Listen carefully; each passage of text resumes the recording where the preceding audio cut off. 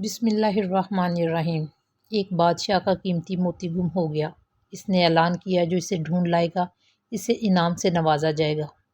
سارے درباری سردار اور معززین تلاش میں لگ پڑے۔ 2 دن کی جان مار تلاش کے بعد ایک درباری کو وہ موتی مل گیا، جبکہ باقی اپنی تمام تر کوشش کے باوجود ناکام رہے۔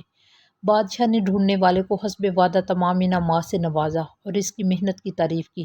اس کے بعد بادشاہ دوسرے درباریوں کی طرف متوجہ ہوا اور ان کی محنت پر ان کے لیے خیر کے کلمات کہے اور پھر ان کو بھی انعامات دیے۔ یہ منظر دیکھ کر اس درباری کو جسے وہ موتی ملا تھا کچھ اچھا نہیں لگا اور اس کے چہرے پر کبیدگی کے آثار نظر آنے لگے۔ بادشاہ جو یہ سب محسوس کر رہا تھا وہ اس درباری کی طرف متوجہ ہوا اور اس سے کہا کہ میں نے موتی ڈھونڈنے والے سے جو وعدہ کیا تھا اس کے مطابق تمہیں نواز دیا، اس میں کمی بھی کوئی نہیں چھوڑی۔ پھر میں صحیح کرنے والوں کی طرف متوجہ ہوا اور ان کو نوازا اور تیرے حق میں سے کم کر کے نہیں دیا بلکہ اپنے خزانے سے دیا۔ میں نے یہ نہیں کہا تھا کہ کوشش کر کے بھی جن کو نہ ملا ان کو محروم کر دوں گا۔ موتی ایک تھا اور ایک ہی کو ملنا تھا، مگر صحیح کرنے والے بہت تھے۔ پانے والے کو پانے کا صلہ مل گیا اور صحیح کرنے والوں کو ان کے خلوص کا صلہ مل گیا۔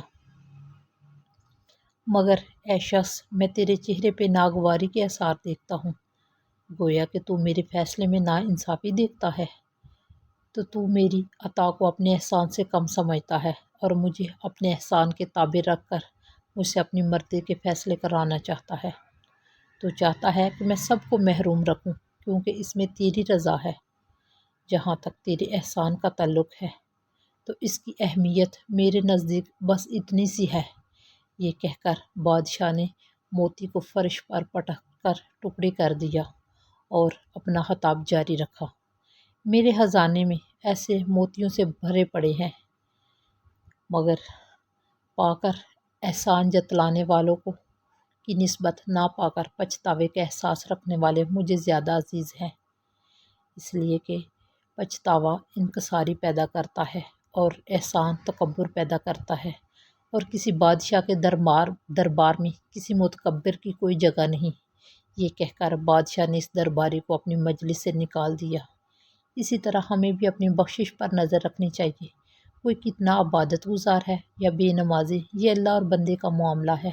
ہمیں کبھی بھی اللہ اور اس کے بندوں کے درمیان نہیں آنا چاہیے، چاہے وہ نیک یا گناہگار بندے ہی کیوں نہ ہو۔ اور اگر آپ کو میری کہانی پسند آئی تو اس کو پلیز لائک کیجیے گا اور میرے چینل کو سبسکرائب کیجیے گا اور بیل آئیکن کو دبانا نہ بھولیے گا۔